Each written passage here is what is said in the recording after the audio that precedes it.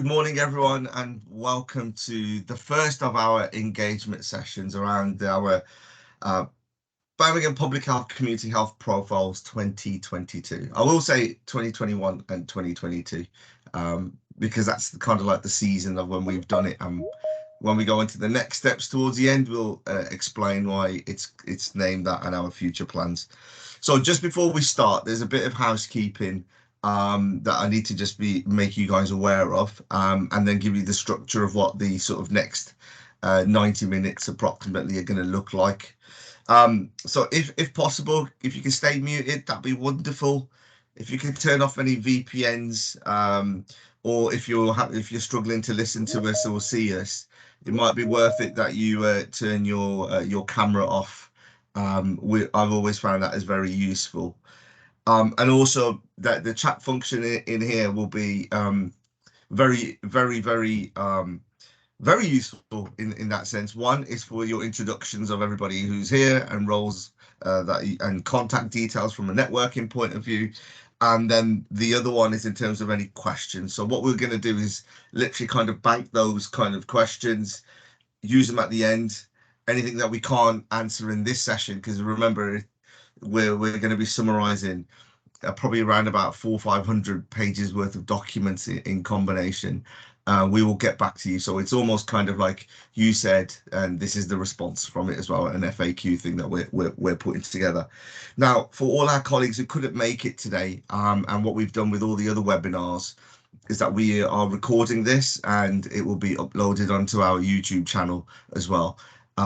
I think that's really important because it allows us to kind of network and cascade this information as far as wide as we can. So as I say that, I'm just going to give it a minute or two for everybody just to kind of add in their names and their job titles in the chat, if that's okay. And then I'll pass it over to Tessa just after that. So you've got a minute to write your name and your job or your contact details or whatever you want to copy and paste your signature from your email. This is your chance to do it.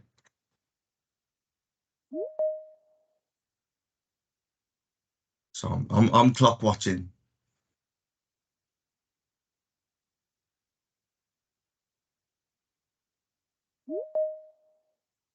Okay, you've got about another 20 seconds.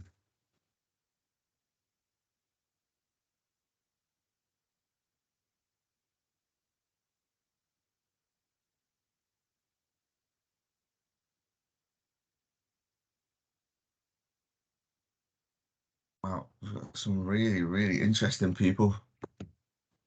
Very useful. Okay, I'm just going to call it there, and then anybody who's coming in will probably get the gist of it to kind of add their name and their contact details in chat. So, in terms of a little bit of the structure of what it's going to look like, we've got Tessa, who is my boss, and we've got Councillor Khan, who's in traffic at the moment, but we've got a backup supplied, so it isn't like the Matrix. We definitely have her in spirit in some way, and then we will go through the actual content of the profiles, and then we'll have the opportunity towards the end. So Tessa, I'm going to hand you over to this at this point, just to give us a few words and kick it off. Brilliant. So absolutely delighted to welcome everybody today to the first one of our webinars around our community health profile. So I'm really excited by the people that we've got joining us, and of course joined by Ricky Bandal, who you've just been hearing from, and other members of the communities team who've been absolutely instrumental in pulling all these community health profiles together.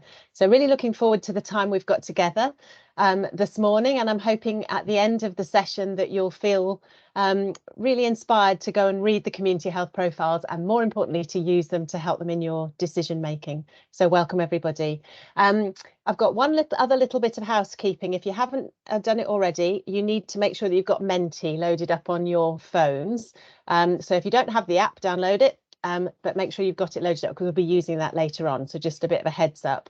And I think at this point we should probably go straight to Councillor Khan, to our backup version of Councillor Khan, who can't join us in person this morning, which is a shame, but we've got a video to show you. So I think we'll move on to that straight away. Hello everyone, I'm Councillor Mariam Khan, the Cabinet Member for Health and Social Care. I'm delighted to see the launch of our community health profiles and so pleased to be welcoming you all.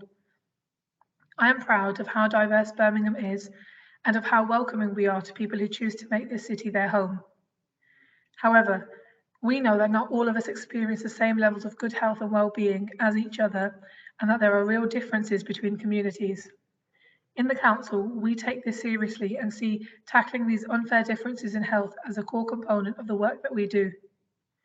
The community health profiles have identified and summarised the physical health, mental health, lifestyle, behavioural and wider determinants of health-related issues affecting communities both locally and nationally. The findings from these key public health documents will shape how we address, protect and prevent health inequalities in our city. We've always struggled with understanding the detail of some of these inequalities, and this is where our community health profiles come in. The Public Health Communities team have, in partnership, developed a series of evidence summaries that focus on helping improve our collective understanding of our diverse communities, the health and well-being challenges and key inequalities that they face. I hope that you find this session useful. We have the opportunity today to share our approach and findings with you and also to discuss this in more detail. And afterwards, we'll look towards how we can work together, not only for our respective communities, but for Birmingham as a whole. Thank you.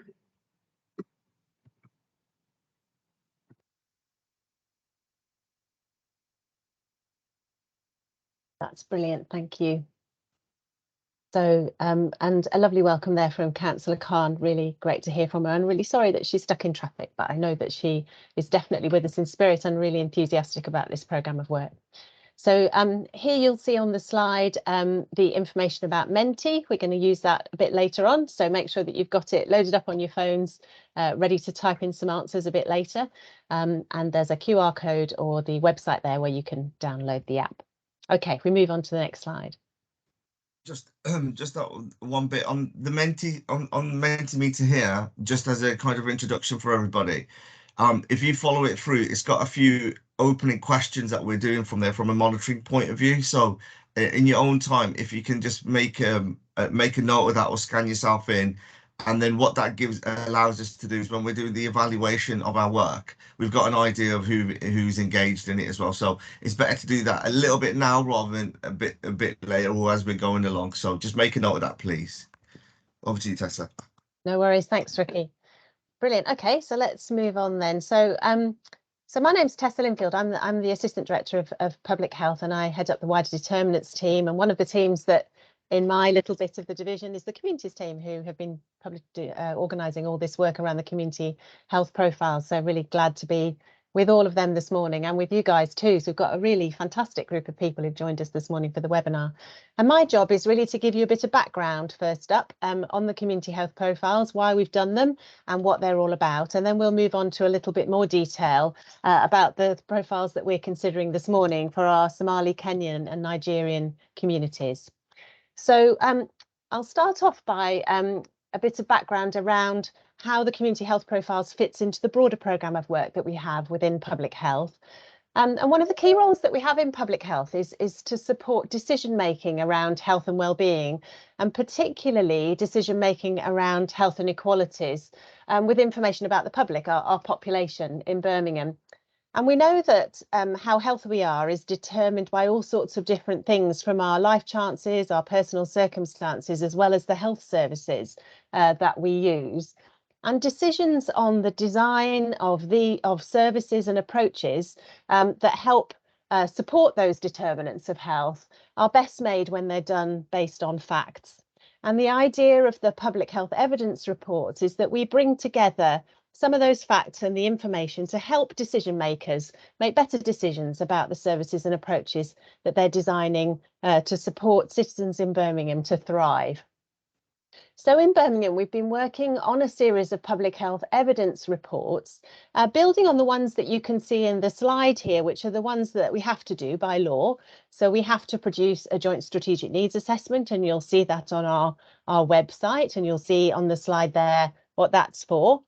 And then we also publish an independent report each year from our Director of Public Health, Dr. Justin Varney. So if we move on to the next slide.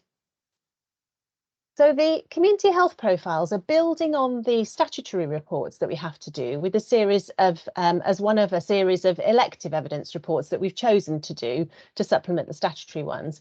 And you'll see there that we've got deep dive, needs assessments, topic-based commissions, and the community health profiles as a key element of this programme. And the purpose of those community health profiles is really a desktop analysis. So it's the idea that this is about giving a snapshot of inequalities around a particular community that lives in Birmingham. So if we move on. So this explains some of the rationale behind community health profiles. You'll see here that they're driven by the ambition in our health and wellbeing strategy, which governs the work that we do around improving health and wellbeing in Birmingham. And the ambition in our health and wellbeing strategy is about Birmingham being a bolder, healthier city in which every citizen can enjoy a healthy, enjoyable life. And the community health profiles are there to help us understand the gaps in achieving this ambition in different communities. So to really look at some of those health inequalities between different communities. And the idea is that the profile describes the inequalities, the health status of a particular community of identity or interest or experience. So we've chosen communities not just based on geography, but they could be communities that are bonded by a sense of identity or a different experience. And the idea is that we set out that setting out those differences in need, as I've said before, is about helping us take action to make decisions to close the gaps and improve the health and wellbeing of people across Birmingham. So the community health profiles will be published in full. These are already up on the website, and the idea is that they're available as a resource, a kind of encyclopedia for people to dip into to look at the information that's available. And the idea is that we take a pragmatic approach to refreshing them, where we review to see if there's new information available that would add value to them. So it depends on when new information is published, when new data is available, will inform when we refresh and update each individual profile. We'll move on. And this is the forward plan for the evidence reports, of which the community health profiles are one element. So you'll see there listed in pink the list of profiles that are in train at the moment. And then you'll also see how that sits alongside the deep dive reports and the two commissions that we have running as well. So the Truth Commission and Blatchett, the Birmingham and Lewisham African and Health Inequalities Review. And in bold in the pink list, you'll see the three profiles that we're particularly considering this morning. So next slide.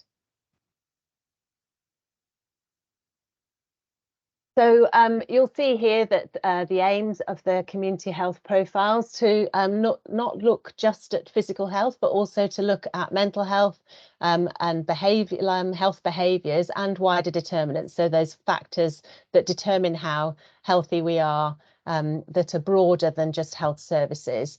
So we look at across all those different elements that influence our health within the community health profile, and then to collect that together, that information, and present it using the priority areas identified in the health and wellbeing strategy, which is creating a bolder, healthier city.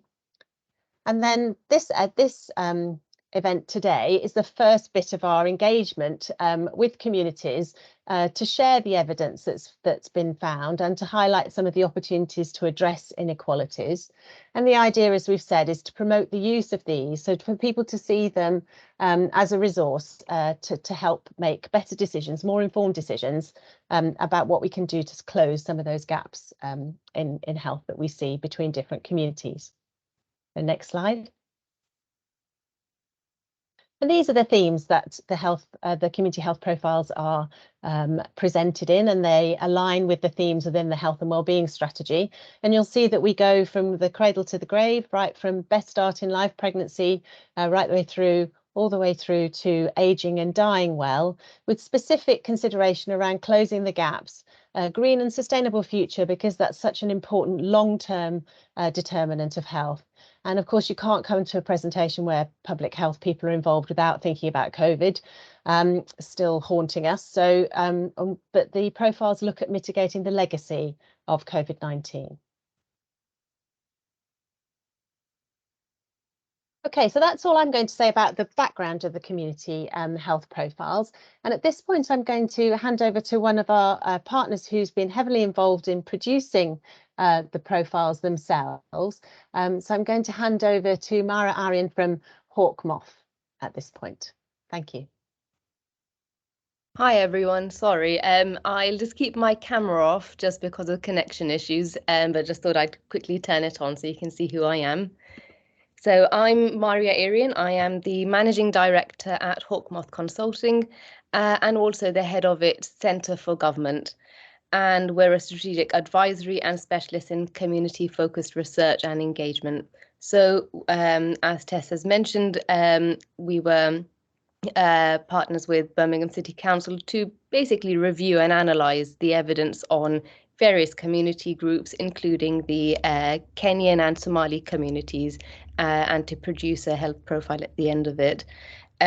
So just very quickly, just in terms of the sources we used, we covered both quantitative and qualitative data. So in terms of quantitative data, we use data from NOMIS, so that's the 2011 census, and we also drew upon the 2001 census to just see how things have changed and evolved over time.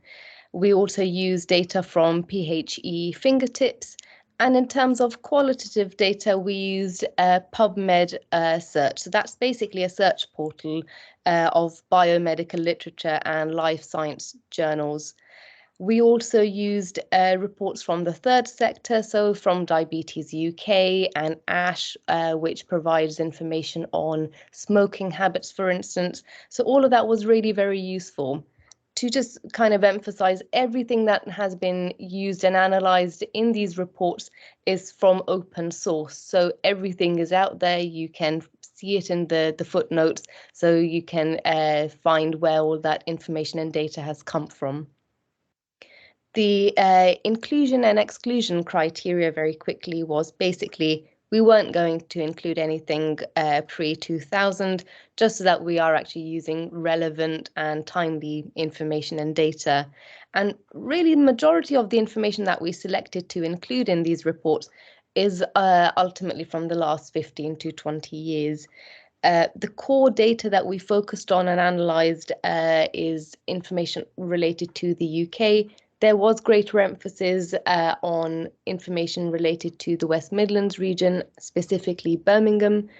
And where it was useful, we used comparable data from countries abroad. So, for instance, there is a sizable Somali community in the US, and a lot of really useful information is from there. That actually brings me on to the slight knowledge gap and information gap point. We very quickly found that there is quite a bit of gap in the data and even qualitative data from the UK related to both of these communities. The category of course, the being of Somali heritage or ethnic group, or being born in Somalia, and similarly Kenya, just really isn't there when things are broken down. So that category isn't there for people to tick off. We tried to use a lot of qualitative information to make up that gap, but again, that information is quite scarce. A lot of the very useful information is from abroad related to the Somali community, but it's far more limited for the Kenyan community. So the way these reports are actually more useful is to understand where are the gaps, and therefore what should we be addressing and filling here in the UK. Throughout these reports, you'll notice where we are referring to information from abroad or have highlighted that there is limited information related to this. Actually, that's the next step for us to actually consider of let's commission more work related to that, or let's talk to the communities to really understand their lived experience related to this condition. Overall, it was incredibly exciting working on these reports, and I'm thrilled to be at this event today that they're actually being launched. We're hoping that these reports will serve as a building block so that future work can build upon it. And of course, there is the census 2021 and all the evidence coming out of that now over the coming months. So it'd be really interesting to see how have things changed, how have they evolved, and hopefully that will really help refine some of the service delivery, plus working very closely with the communities to understand their lived experience should really help close some of the gaps that we currently have. Sorry, that's all from me. Thank you, Maya. Thank you for your presentation there. Okay, Jordan, are we all right? Okay, so I'm going to sort of pick it up for the sort of a large chunk of the next section of the presentation. But what I wanted to do is kind of set the scene for it at this bit. So what we will be providing online is a sort of a PowerPoint slide deck of what we've done within here. Producing the link to the actual profiles are already been are online. We're going to provide the YouTube highlights, so this version be accessible. Where we are able to translate some of those profiles into a community language, we're looking into that, because with some countries there's multiple languages within that, so we have to just make sure that whatever language that we do it, or if there's a couple of languages that we are able to do it, that they will be used as well at the same time. So and the infographics as well, where we can translate those as well, it'll be really important, because we understandably these are very technical kind of documents, but having it summarized then in more palatable form is the key for people to kind of use this information. So the general structure of what I'm going to be going through now is we're going to first go through the highlights over the Somali community health profile, then the Kenyan one, and then the Nigerian one last. So the reason why we've grouped these all together is from a logistical point of view as well, because we've done over 16 to do. We have to kind of organize and make sure that the stakeholders, where they overlap, are we able to kind of bring everybody together in a form. However, if there is separate sort of engagement that is required, then please do get in contact with us, and we're able to we hopefully be able to kind of facilitate that. Okay, I'm just gonna make a move on. So I'll just to make you aware, I won't be able to see the chat as I'm doing this at the same time. So if there is anything majorly important, then please just let me know by a hand or something.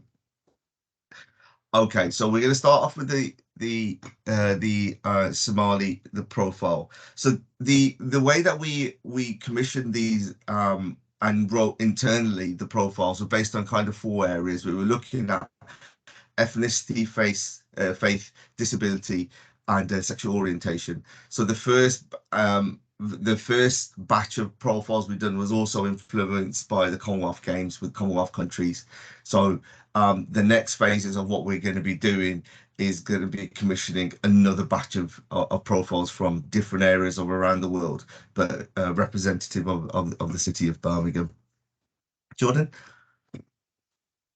So the general from the information that we have from here was picked up from the census data. Now, that just to make you aware that as Maya said previously, the census data will be coming out towards the end of this year. What we're proposing to do, and this applies to all the ones that we've done retrospectively, is to provide an update of the information that is relevant. Now, it might be only sort of 5-10% relevant to the new information coming out that affects the previous profile. So we will do that. However, some of the core health inequalities that have been demonstrated is nothing revolutionary that we're gonna hear.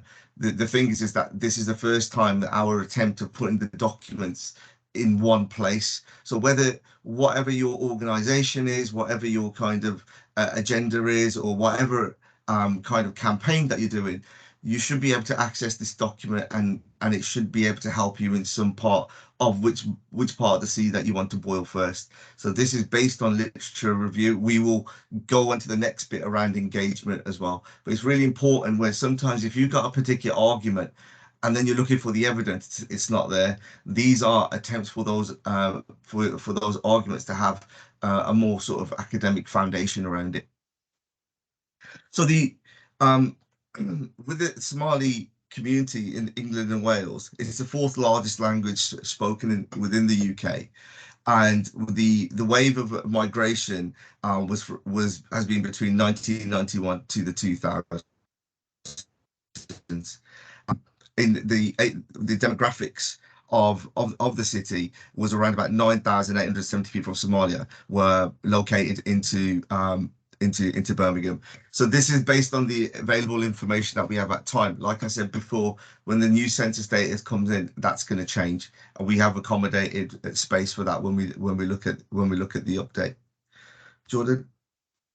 So what was the overall things that we said that the overview of the inequalities that we found within the Somali community was high levels of poverty, overcrowded housing, economic inactivity, high levels of unemployment, barriers to accessing healthcare services, low consumption of fruit and vegetables, high consumption of cat, and highest rates of FGM, female genital mutilation.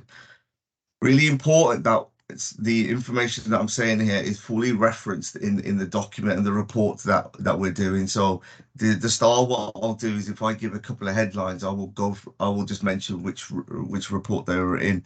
However, the report in itself is very comprehensive to actually to go to the report to find those statistics out. Jordan. So as Tessa had mentioned at the beginning, the structure of the profiles in itself is following the strands of our health and well-being strategy within the city. So getting the best start in life is one of those themes, and it finishes up with end of life care. So, for example, maternal health, 0.69% of live births in Birmingham were from mothers born from Somalia from PHE data. And what was interesting within this report was that overall mothers from Somali accounted for 3.10% of stillbirths in Birmingham. We still have a lot of work in terms of what we don't account for is some of the reasons why this is happening within there. It's just based on the literature that comes out. In terms of context, it is within in the profile itself. Jordan.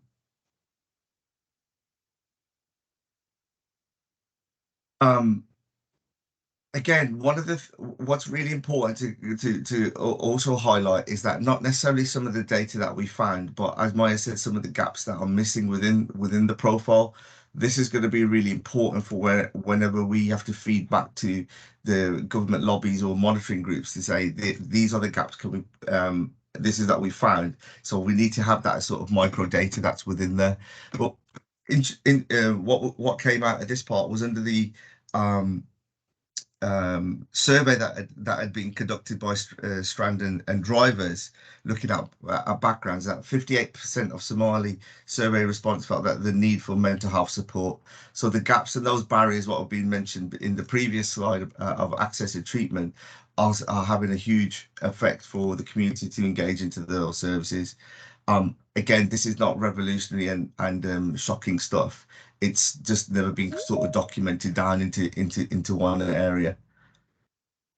Some of those kind of cultural barriers do play a part. My previous experience of working in the drug and alcohol field was that some of those health institutions back in Somalia were not sort of trusted as well at that time, or just didn't simply exist. Next one, Jordan. From an alcohol point of view and substance misuse, that was the dominant substance within the Somali community. Interestingly, some of the data did sort of drop off after the recategorization of cat in the mid-2000s of there. again, opportunities of engagement had dropped off at that point. From smoking attitudes and prevalence of the Somali population in London, the UCL had conducted in March 2022. Smoking rates are higher in the general UK population, especially men over 40, and that those who regularly use cat. So polydrug use at this point is fairly common with a lot of communities within there, but the concentration of cat is where it sort of stands out at this point.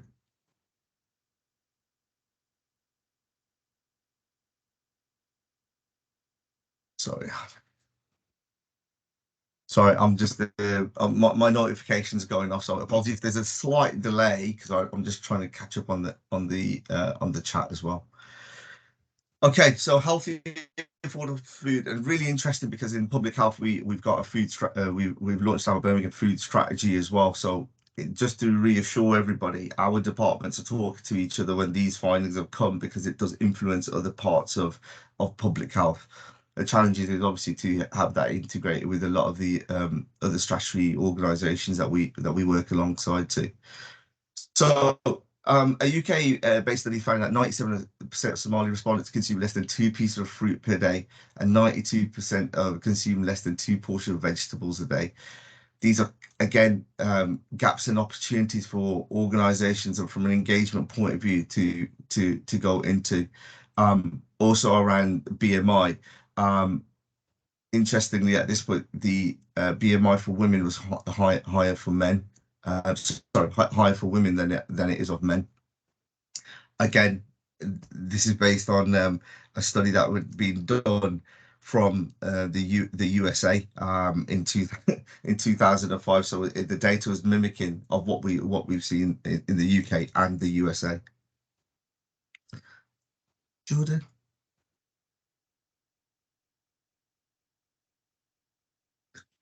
Sync up mine. Okay, so from a physical activity point of view, there were low levels of activity within the Somali community. What's also been interesting here is the overlap with Birmingham and the green spaces map within the city. Interesting where the Somali community concentrated in the city areas, there's a lot less of green spaces. So whether that has an impact on physical activity engagement could be a reason. Again, these are opportunities for us to kind of move forward on. According to the research in diet and physical activity in the Somali community, Somali women felt their physical activity had been reduced, that they were more physical active before immigration. Whether that's down to kind of space or some of the other reasoning, it goes into much more detail within the profile itself. Some of the reasons alongside of that engagement for physical activities around transportation to gyms, financial constraints of memberships, from a cultural point of view, limited choice of suitable clothing, and absence of women-only facilities. Working and learning well. So there are 10 strands of the strategy to go through, and then we summarize all of this in the infographic. So if you are making notes, I would say that like I said before, the presentation is available, and we summarize it in infographics in a much more easier, palatable format as well.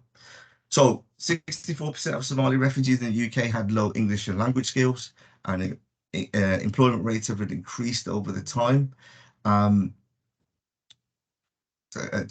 of refugees finding employment after 8 months, and 28% being in employment after 15 months, and 39% employment after 21 months.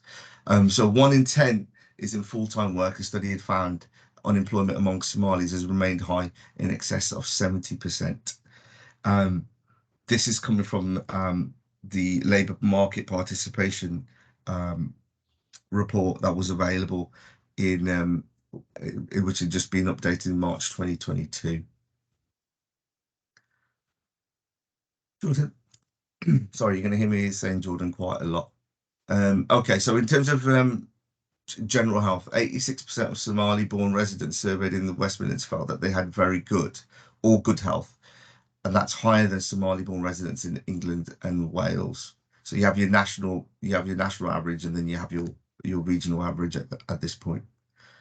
What was interesting about this one is this probably will be one of the main areas that the new census data, when it comes out, might impact, where we'll have a more up-to-date kind of version of this. What we are planning to do is to have an infographic, probably a little bit separate, around having overall general health as an update. Jordan? So this was one of the last sections that we added because of the COVID conversation when we first looked at doing the profile. So we looked at protect and detect dying well and the effects of COVID-19. So for those born outside of the UK and were notified with TB in 2020, the Somali population was one of the most top 5 common countries of birth, with 13.3%. 68% of Somali women would seek help from community leaders in the UK or another country before help from authorities, experience domestic violence. So this again is some of the potential for the cultural sort of the culture coming over into different countries of experience of working with government institutions or health institutions as well. But what was really what sticks out, and is very common with all the kind of communities that we've looked into and drilling down, is around on sexual health. One is around about limited screening. So some campaigns or some of the schemes that have been offered by sexual health services do work under anonymity as well. So the monitoring of that data is very limited as well. Some of those reasons, again, outside of the monitoring data, is around the cultural issues around shame, stigma, taboo, religious beliefs, language barriers, and the lack of sort of staff being aware of some of those cultural beliefs as well. Dying well, this is split down into 4 areas, as you can see. So the prevalence of diabetes is higher among Somali patients than the general population, and that was taken from a study both here in the UK and the US, which we'll be sharing. CVD, Somali women are more likely to have 2 or more cardiovascular risk factors. COPD, which is a lung disease, it's limited data, and the relationship with CAT as well is perhaps something that's going to be more data will be coming more and more available once we drill down. The census data will be really interesting on that as well. And the end of life is very sort of common with some of the communities within Birmingham. The preference for children to look after their parents, especially towards the end of life, rather than having hospital or prolonged care.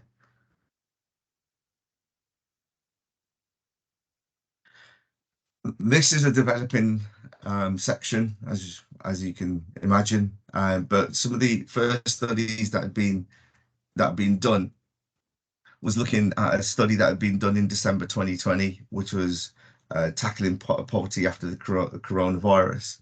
And the Joseph Ramsey Foundation had also done a report and found high rates of long-parent Somali households, and the effect of the pandemic around isolation and loneliness. It was likely nearly half, 44% of children in single-parent family were in poverty on the eve of the coronavirus pandemic, compared to 1 in 4, 26% of those living in other families. How that's changed, we'll probably find out in the very near future, as a lot of post-pandemic commissions have already been taking place or are taking place. Now, obviously, giving you quite a lot of information there in a very short space of time. What I have to kind of emphasize is that the real impact around the context where this is being done. So these are headlines which will stir up quite a lot of emotion, a lot of kind of interest. So I'll always refer you back to the actual the report to have a look at in detail.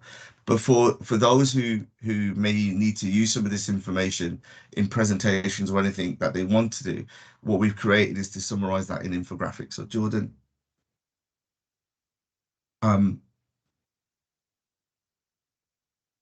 this is based on, in terms of from a local context of the Somali community where they are based, and the sources around it. So this is giving you kind of the distribution of the Somali community in nationally and within the city. Next one, Jordan, and then the next few infographics, the next two, sorry, are based around sort of the health and well-being strategy where we are. So the things of what we've said, this is the headline data for that can be used around. So giving you the demographics of the Somali community from 0 to 19-year-olds. 82% of the Somali students are eligible for free school meals, BMI rates that have come around, and then some of the information that I talked about, barriers of physical activity, have been summarized here. I've always found this as a very useful tool, especially when giving presentations, as to notify that the challenge of as a snapshot of what the profile looks at. But again, it doesn't give you in terms of some of the context that's in there, but does give you the headline data. Jordan, on the last one there. Again, going down to the aging and dying well, working and learning well, and protect and detect.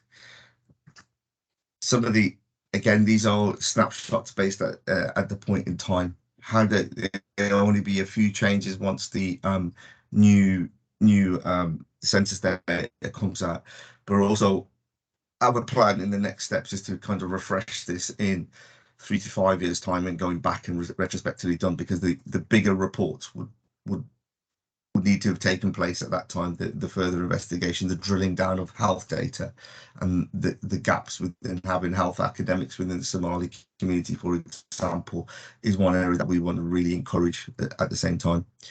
Now, before I go into the next sort of profile, I'm conscious that we've spoken for a while. Is there any major questions that anybody wants to raise for Tessa, myself, or Maya?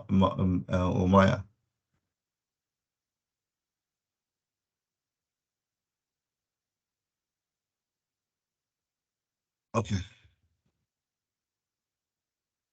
This is a lot of cultural sensitivity. Thank you. Okay, what I'm going to do, I'm going to take the exec decision and move on. Otherwise, we're going to kind of run out, and then we'll pick it up towards the end, where you'll have the opportunity to actually absorb and think about the information, and look at how you would be implementing it again. So we'll talk that through for you. Okay, so we're going to go to the Kenyan profile. I've got a double job, you see, so I'm looking at this screen and that screen at there. So when I'm kind of waffling a little bit, it's me for transitioning between slides. So I make no apologies for that, by the way. Okay, so the overview of the Kenyan community. Really interesting community that we engage with alongside the Nigerian one, because we were doing. It's worth noting at this point, we were doing another piece of work around Blachia, which was working with Lewisham Council, and some of the data that had come across was really beneficial to both kind of projects as well. So it was very fascinating at the time when we were engaging with one project, some of the feedback that we were getting, and how would that influence when we're looking at our next steps forward. So one, we have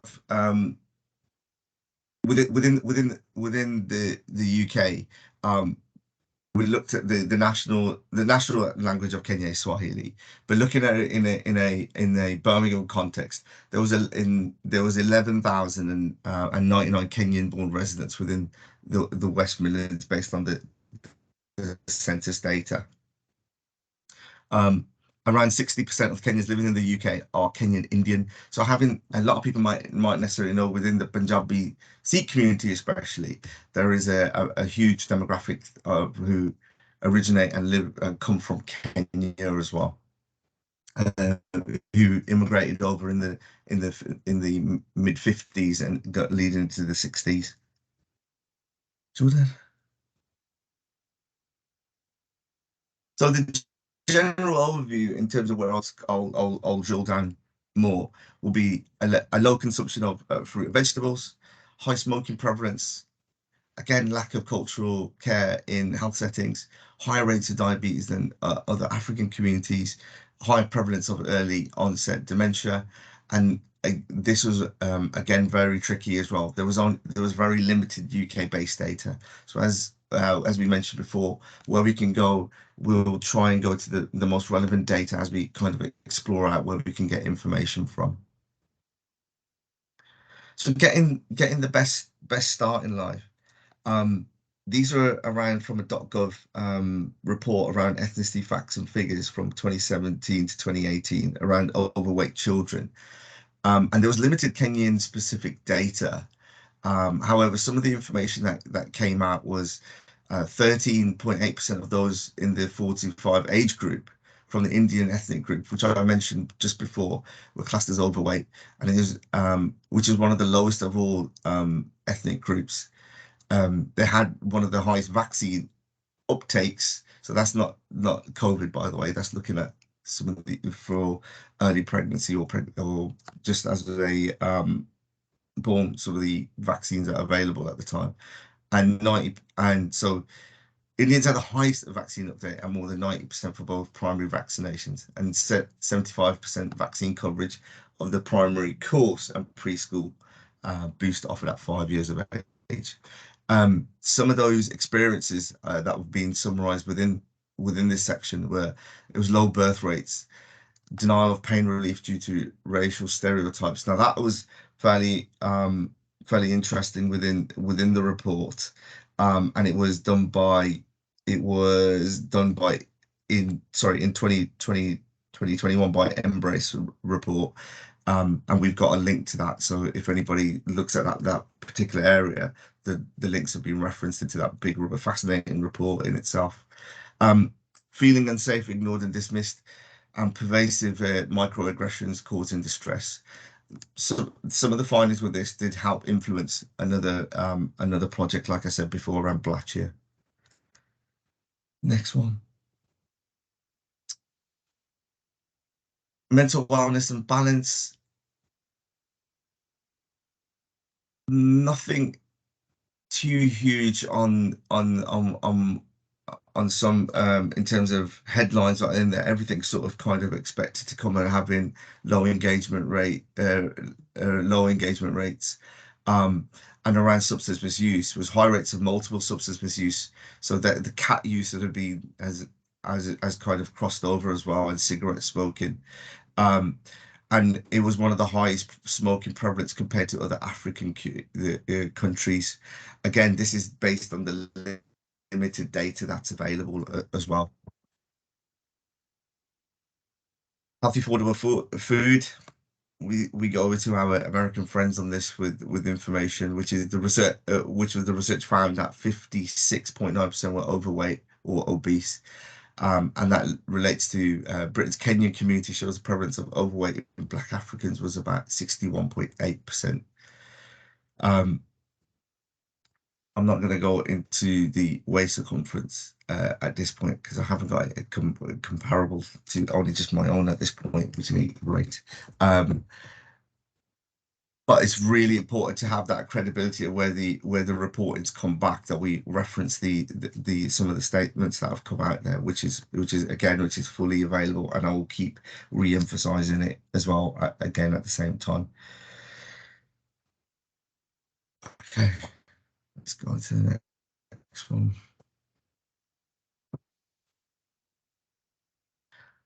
I'm going to just kind of leave that there for a second, just to have a look at it. And this is some of the difficulties that we've got and the challenge of what we've faced to do this. So just make it aware that no other kind of public health team has attempted to do this. And where we have showed those limitations, as said, we've been expressive about that. But there was no data or published research on physical activities in the Kenyan community in the UK. What we can then do is just have it comparable from around the world.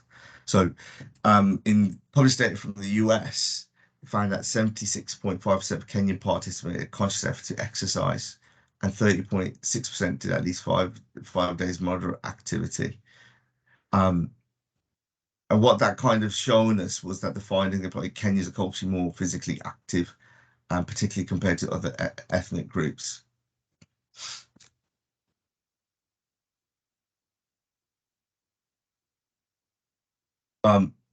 Also, from a working and learning well perspective, and from an employment education one, 78.9% of those from Kenya in the West Midlands own a property either outright with a mortgage, loan, or shared ownership.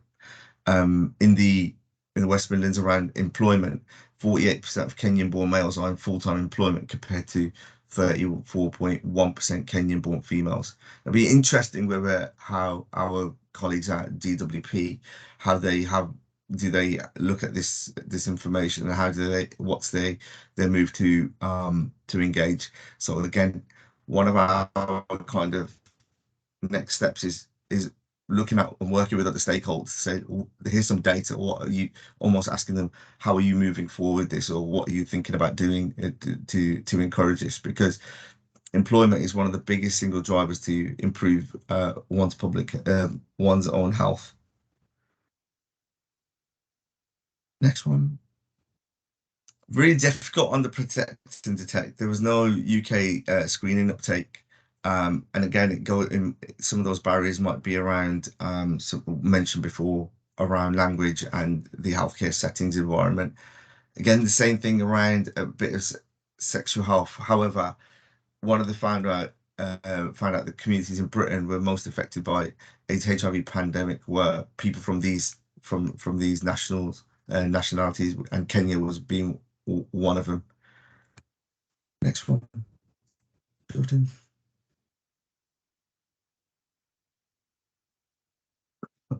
So in Kenya, COPDs is estimated to cause approximately 1.7% of deaths, which is fairly high. So lung disease, and looking again at smoking. Estimated mortality due to CVD, cardiovascular disease, is 13.8%. But this one which kind of stood out, which was cancer is the second leading cause of non-communicable disease, NCD related to deaths at 8%. Again, when we look at the infographic, the end of life care is around low take of palliative care, and this is very common across sort of communities within the city. But some of the headlines within there was high level of prevalence and early onset dementia.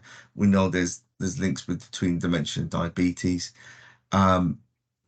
Most likely to report having diabetes, hypertension, and blood pressure is higher than any other ethnic group, and family support again is preferred to medical.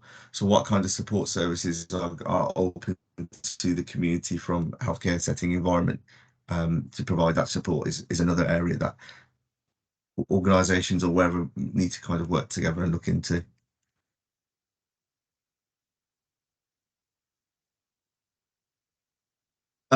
I'll leave this one towards the end of the whole presentations within there, because it is around sort of deprivation and closing those gaps, and these are the opportunities that are going to need to be available from these findings of what the next steps look like.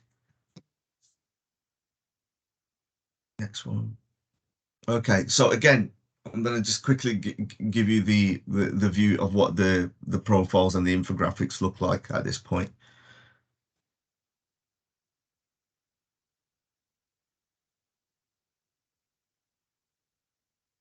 Okay. Jordan, next one.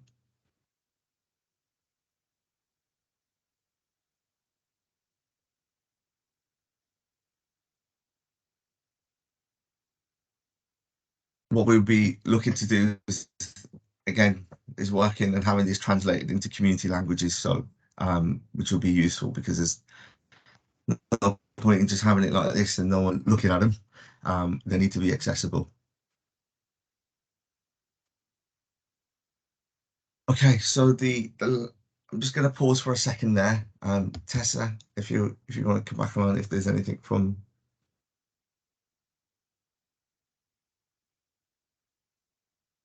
Yeah, Tony, noted around the acronyms. Appreciate that.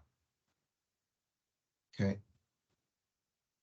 Yeah, note your comments earlier, Tony, about translations into languages where people's ability to read in their own language is limited as well, and that's really important. And I think that's one of the reasons we've got the infographics, so we've got things as pictorial as possible. Yeah. And also we will be looking, you'll hear a bit more about the engagement stuff moving forward, but absolutely recognise that a lot of that needs to be verbal and actually sort of face to face to gather information from communities. So I get that. Yeah, definitely. Yeah, and just to add on to that as well, Tessa, is what we've also done previously and looking to do, working with the partners, is to have a bit of an oral overall kind of summary of the infographics in the community language as well. So if they can't read or write it, they'll be maybe understanding it from somebody translating and taking some of the infographics information at that point as well. We have done that with the Punjabi, the Sikh profile. We started with the Bangladeshi one, so as it's coming up, there'll be more and more resources available coming online and being active, especially over the next sort of 6 to 12 months. Okay, I'm going to go on to the final profile, which was around for this session, which is around the Nigerian profile. Now, when we talked about translations, it was, as it just mentioned, we came across this when we looked at the Blackyear information, the Blackyear report, and in Nigeria there was at the time, which had been sort of documented down, there was 512 languages spoken currently in Nigeria. So we may have to just pick one or two languages where we're able to sort of communicate, understanding that we won't be able to translate all of this material into those languages as well. The UK has around about 168,000 Nigerians living in the UK, and just under 3,500 Nigerian born residents in Birmingham at that time. I'm guessing that's going to change, especially over the census data that comes out.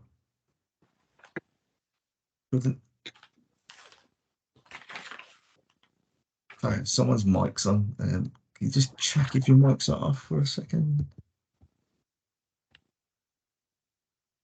Okay, thank you guys. Appreciate it. So the overview of inequalities within the Nigerian community was stillbirth rates were higher than the general population, lower vaccination rates, and some of the around domestic violence, that the Nigerian women were more likely to experience domestic violence, abuse, higher rates of obesity amongst Nigerian women, negative experiences engaging working with the NHS, and high rates of FGM, female genital mutilation amongst Nigerian women. Children. Again, looking at getting over the best start life, the overview experiences were high total fertility rates, vulnerable to adverse birth outcomes. And this is also applicable, which was limited data around UK data. So where we were able to kind of get that information, we did. And there is high rates of childhood obesity. Jordan.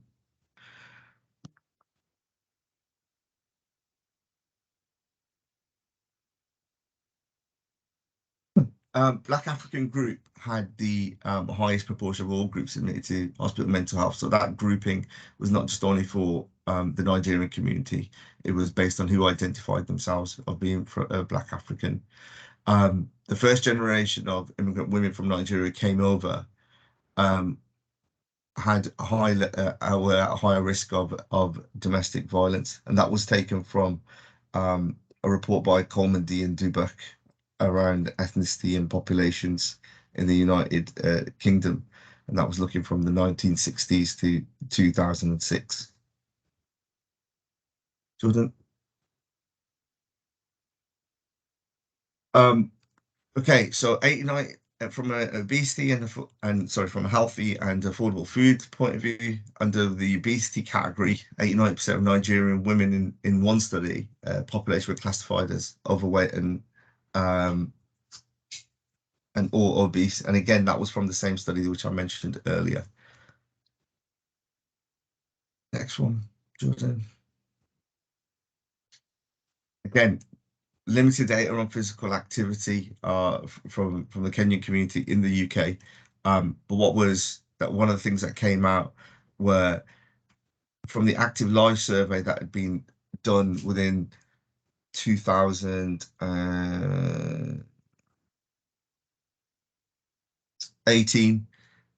It showed that women from Black ethnic groups were reported to be most likely to report being physically inactive and least likely to report being active. So again, how do we move and improve those engagement opportunities at this point? Yeah, coming towards sort of the last four sections around leading up to protect to detect dying well and end of life. Under housing, Black Africans had one of the highest proportions of social rented housing in the city, only exceeded by mixed white and Black Caribbeans.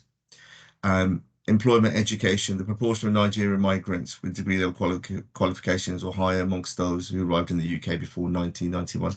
So education point of view were one of the high sort of representatives within African communities. Jordan. One of the things that stuck out within it was around prostate cancer is a leading cause of cancer amongst Nigerian men.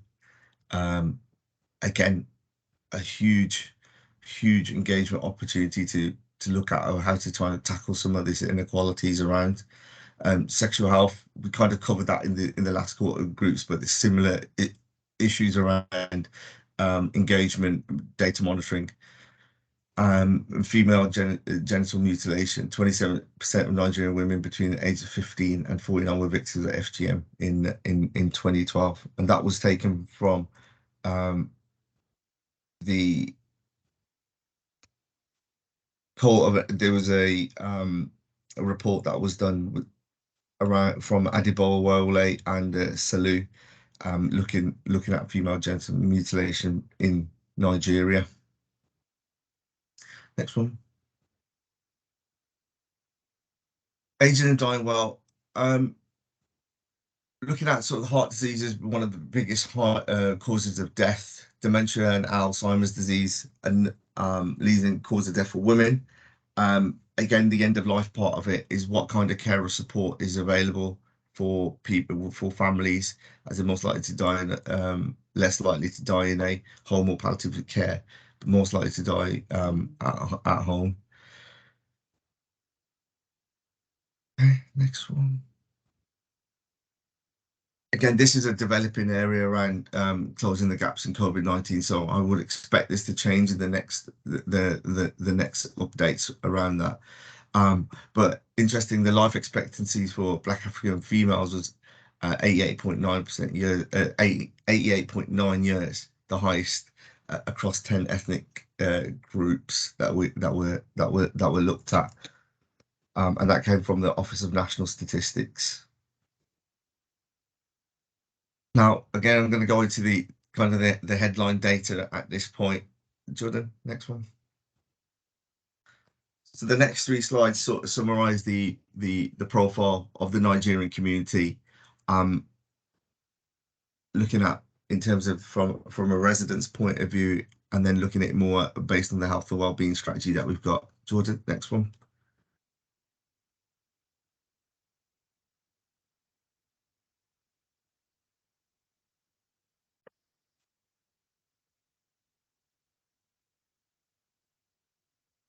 Okay. So we're just going to pause at this moment in time and just kind of just reflect back on sort of the 40 slides that you've just seen there. This process has been is an evolution. It's changing. We've attempted it, we've tried it, and we've bringing all the information, the best that we've got, into one central place. It will change over time, the way that we do it and the way that we're going to be looking at it, and from our experience of engagement, what we're going to be doing. Now, I'm conscious, I'm going to pass over to Tessa in a second to go through the Mentimeter. I appreciate not everybody's got access to or is comfortable in doing it in this way, and we will engage and touch base to those people who are who may not want to go down this line. But this just gives us a little bit of an opportunity for those people in this room for us to see how we could implement some of the findings and some of the things of working together. So those people who don't choose to go onto this, I'll just encourage them to just sit and reflect and have a look or engage verbally in terms of some of the information that's come out. So if you've got your phone, if you can go to menti.com, or if you've got the camera facility on your phone, if you hover it over the QR code that you can see there, so that's that thing that you see on your TV when it was going wrong back when I was a kid. That should just, it should highlight a website. If you just click onto that, it may ask you to put in a code which is on the left hand side of the screen, which is 8767 or 0761. Why we do Mentimeter, it gives us kind of real-time feedback while people are in the room. What tends to happen is sometimes we do a presentation and then people just go and we miss it. So Tessa, I'm just gonna give it another 30 seconds, give it over to you, and then are you okay to go through the next sort of 5-6 questions that come out of Menti, and then I can just give a little bit of an update on what the next steps look like. If somebody could put the link to Menti, the website, in the chat as well for those people who want to connect and click on a link the old-fashioned way.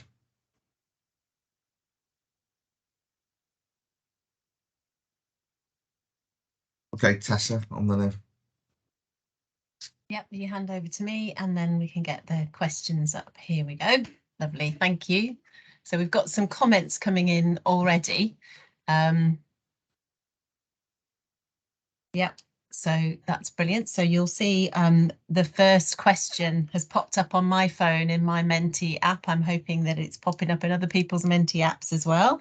So it's a bit of a check-in really. How do we feel today? Are we feeling at this point in the day, are we feeling a low mood or are we feeling energized? So it's an idea for you to put a number in, and you'll see as you slide the scale along that you'll get different words. And submit and see what pops up. So this isn't a practice thing for us to use Menti. So you've got the codes there in the chat now as well. So a few people. So you can see the little numbers down at the bottom. We've got 16 people responding. So we've got an average of 6.5. And some comments coming in, and people seem to like the information.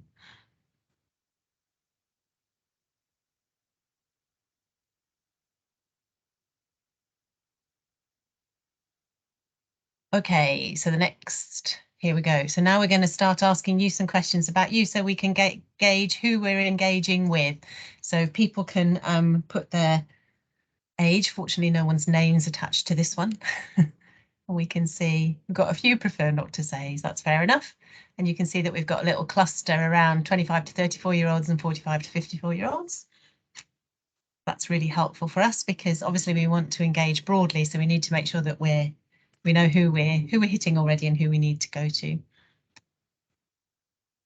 We also get an idea from, if you look at the bottom right, you get a number of how many people are responding back. So we know how many people are in the room, and we know what's from where. So how many people have we got in the room all up? 28, I think. Yeah, and we've got 18 people responding, so that's not too bad. Good, okay. That seems to have slowed down. Brilliant. So how would you define your ethnicity is the next question.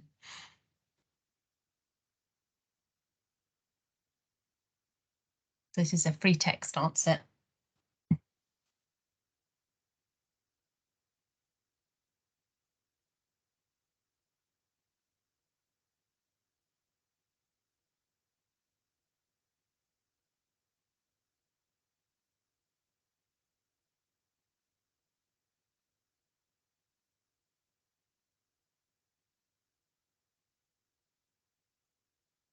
So we've got a really good range there. I've got 19 people responded to that question. Thank you for sharing. That's great.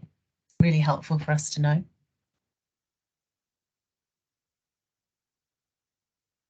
Namibian Queen, love it. Brilliant. Okay. And the next question is about religion.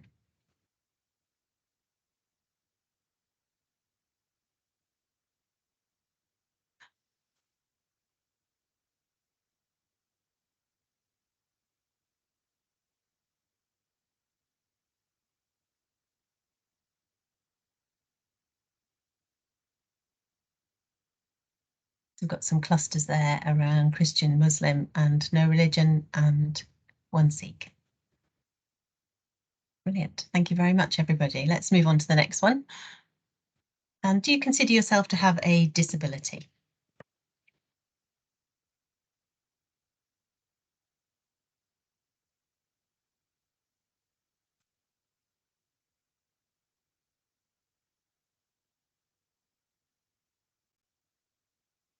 It's always really interesting with Menti. It gets quicker and quicker as we get more practiced at using it during a session, doesn't it? People are straight onto that one, and more people joining too, which is great. Thank you. Okay, let's move on. And first part of your postcode.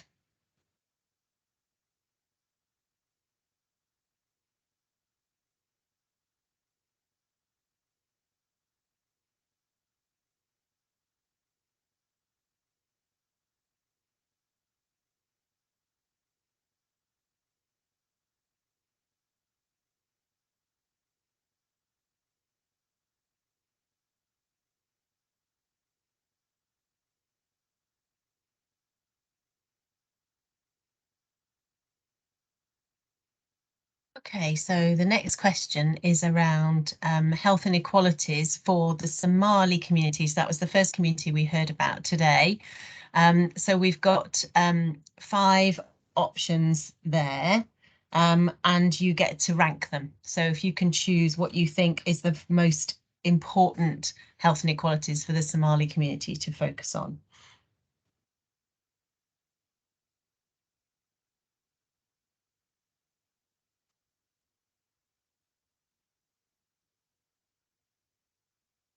This is taking people a little bit more time to answer, but that's okay.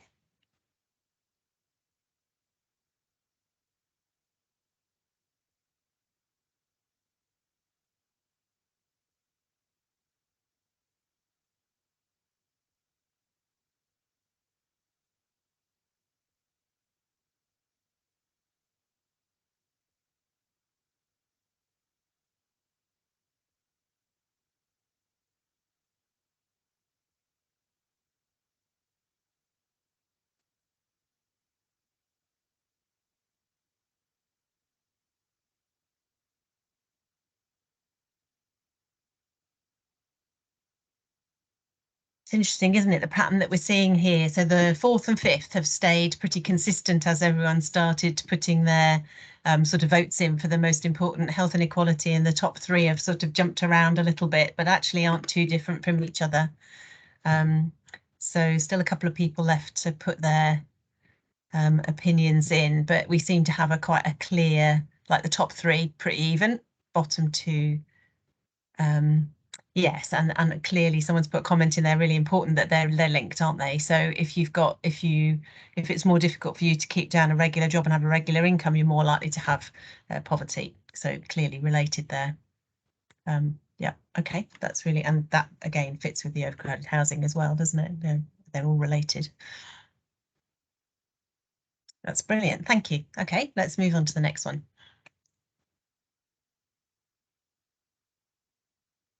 So now we're talking about the Kenyan community.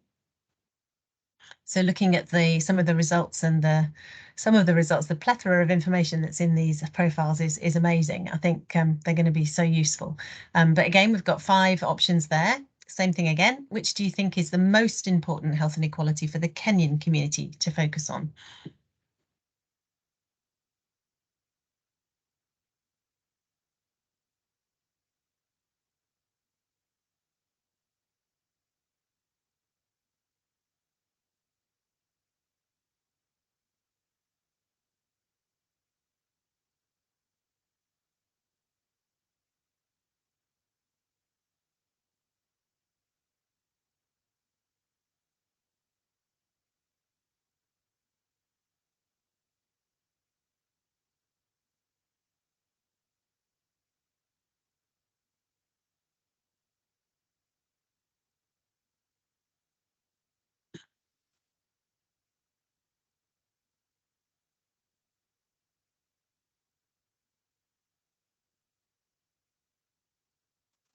So 16 people have given us an opinion on this one. Seems to be slowing down a bit. Any more last ditch opinions on that one? Okay, so the one that came up quite strongly right from the beginning actually was the cultural care in health settings, particularly mental health settings, and then diabetes, smoking, early onset dementia and consumption of fruit and veg. Again, so I think what we're seeing in the community health profiles are some real opportunities, and from the information in there of areas where we could potentially do some targeted work as a health and care system to tackle some of these inequalities. And that's the purpose of the profiles, is for us to give us that information in order to make those considered decisions on. So yeah, really useful. Thank you. Okay, let's move on then.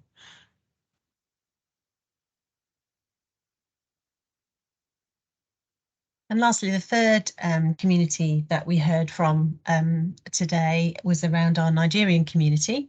And we've got 5 issues here that came up in the community health profiles. First one around internationally recruited nurses having negative experiences in the NHS, including racism and discrimination, obesity in Nigerian women, stillbirths to Nigerian families, vaccination rates, and domestic abuse.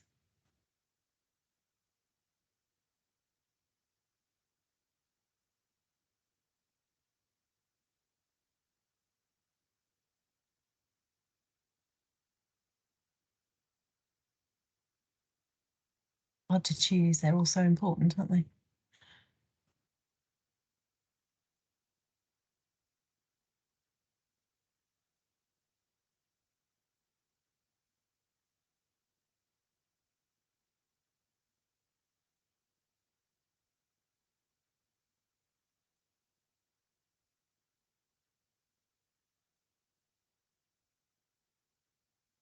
Okay, so votes slowing down a bit there. So domestic abuse really strong at the beginning of the selection there, and then coming down, and racism really high up there. Useful. Okay. So now a different sort of question, looking for information from you about how you or the organisation that you represent today, how you're going to cascade this information into the communities that we've been talking about this morning and with key stakeholders. Really interested in ideas here about how you might cascade this information down and share it. It's really important that as many people know about these profiles and the opportunities that they give people for information. We're hoping that we'll save people time having collated all the information in one place, all the available information. It's not complete, we know that, but all the available information that's out there that's reliable, putting it in one place so that people can use it as a reference. So we've got some ideas coming up now. Brilliant, there's some really good ideas here. Yeah, so really looking forward to seeing our infographics cut and pasted into your presentations, and seeing the community health profiles referenced in the work that you're doing.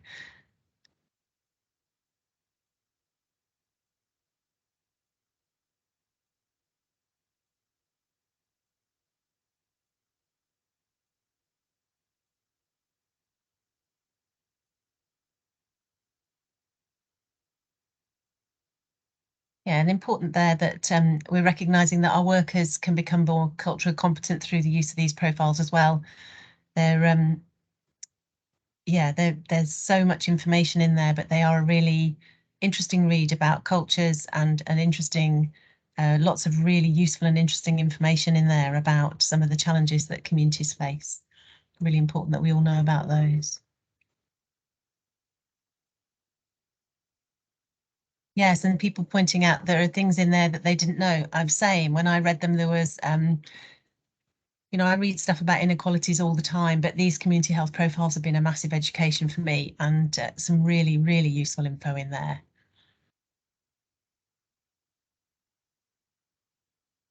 And a good way to use them to guide our engagement and research work, as well as our design of services. A really important point there. People using their websites as well as workshops and active engagement through different sorts of organisations and networking. And I think that, you know, sweating our networks is going to be really important in cascading these, so that we talk about them at all the events that we go to, all the meetings that we go to, saying, have you seen the community health profiles? They're super useful, really worth a read. That would really help.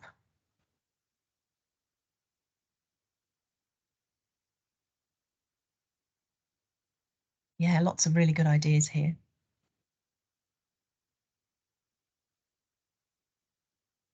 Brilliant, thank you. Okay.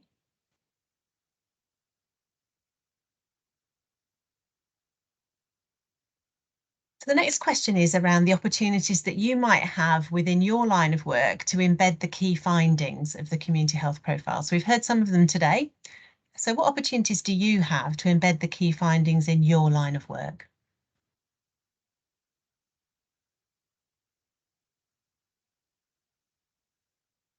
Yep, so through the integrated care system is one that's popped up straight away, which is good to see.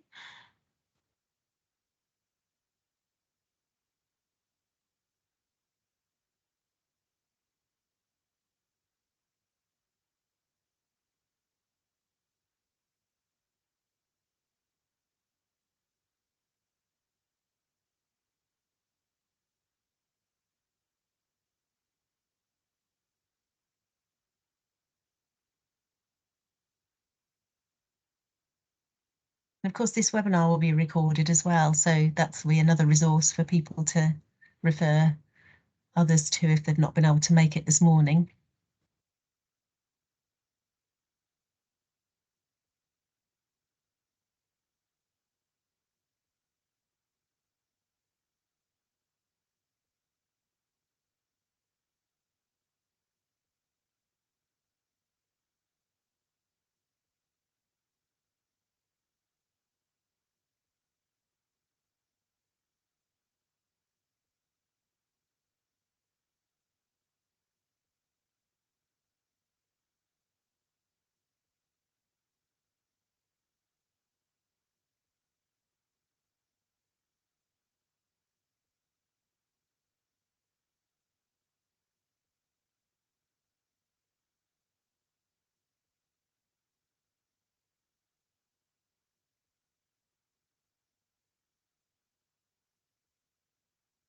Loads of opportunities here. That's really great to see, isn't it?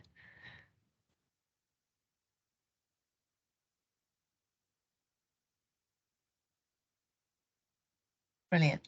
Really good to see. Lots of really good ideas immediately. I think they'll be really helpful, and if there's ways that we can support you with embedding those key findings, we'd like to know.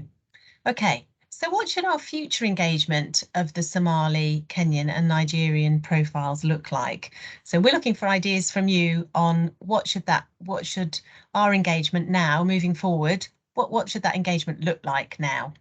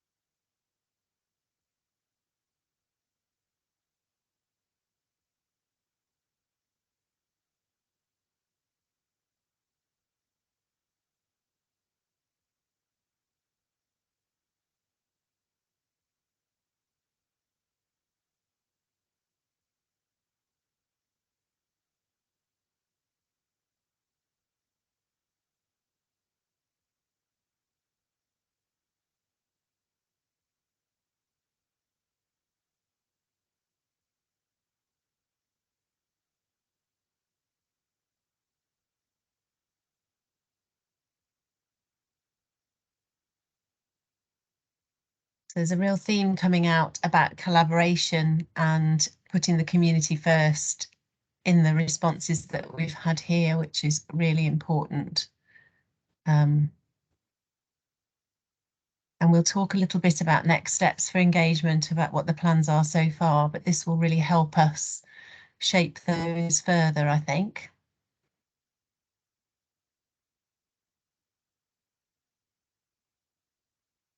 Brilliant. And the next question is, how should we measure the success of these profiles? How will we know if they've been a good thing to do or not? So how will we measure that? How should we measure the success of these profiles?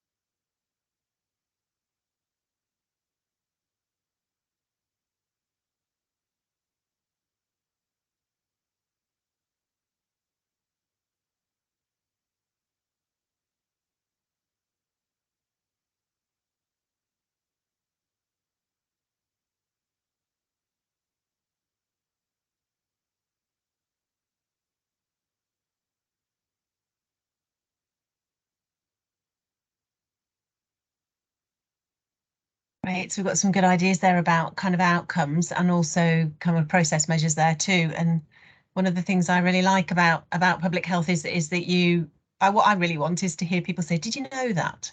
And then a fact that was in one of our community health profiles, then I'll know people are reading them and potentially using them, which will be really good. Okay, let's move on to the next one. Okay, so we're back to how we feel again. So how do you feel after this workshop? And we've got another sliding scale for you to score how you feel after the workshop.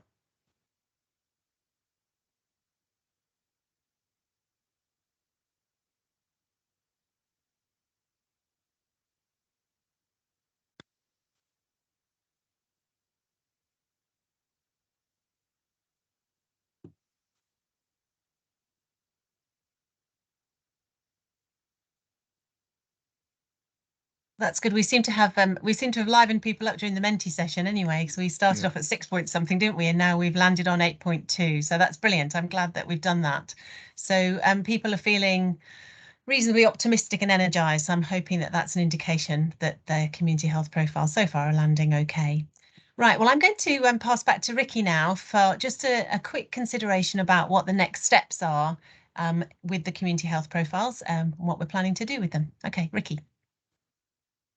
Thank you, Tessa, and I'm conscious of time, so I'm going to bring it to a close as well after this. So, what the next steps are? So, yeah, I mean, the profiles, they look great. They're designed fantastic. Infographics look great as well. But if we're not doing anything with them, then there is an argument of saying, well, what was the point? So what we've done is we've combined a couple of projects together with this. Is we've got the profile. We've done another project which is called the faith-based health toolkits, which is looking at some of the biggest religions within the city and trying to make them sort of a healthier environment as well. So where we've got a profile and a faith toolkit, we've combined it together.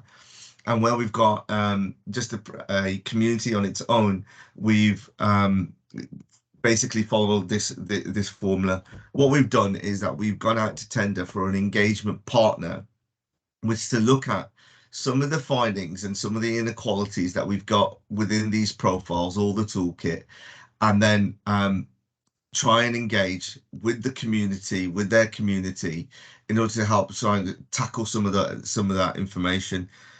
In addition to that, what we're looking to do is to build up that two-way intelligence from ourselves and from public health and the community to look at some of the issues and see how we can kind of address this. we know that we're not going to be able to turn around decades of inequality within the city in a couple of months or anything. What we're looking to do is actually start the journey, and use this information, what we've got, to build up that dialogue, what we've done. Over the last 18 months, especially during COVID, it's been one of the key things that public health have been trying to do, is to build up the community intelligence, build up those networks. And COVID was an example of where the communities and ourselves worked very closely together to try and tackle and put information out, receive that, build upon that pathway.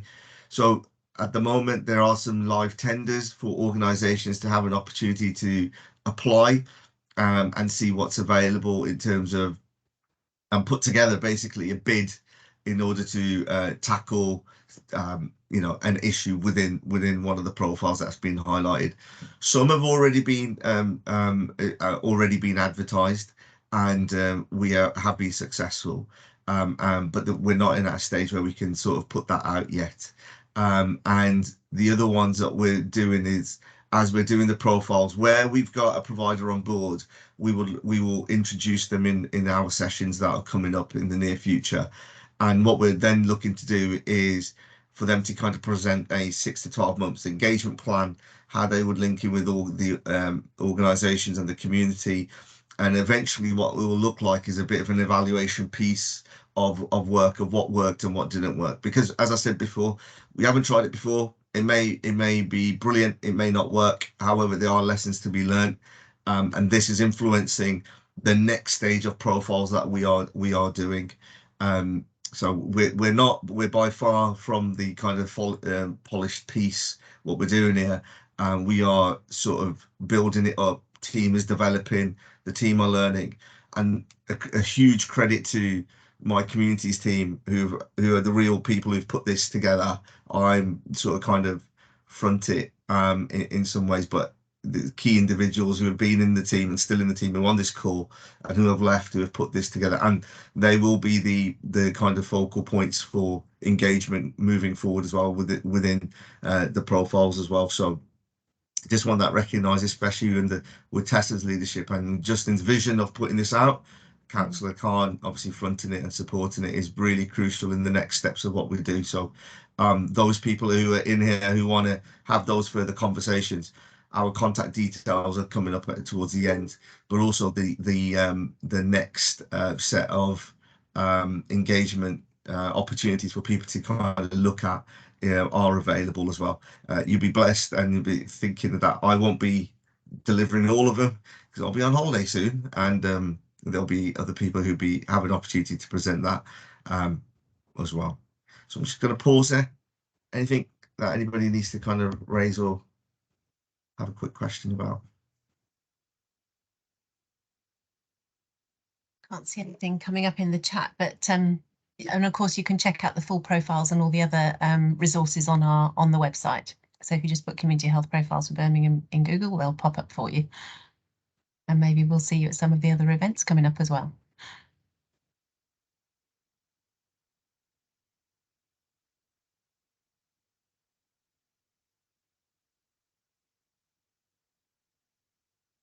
Thank you very much for the feedback that's coming through on the chat. It really is it really does act as motivation for knowing that we're on the right pathway, and we really appreciate it.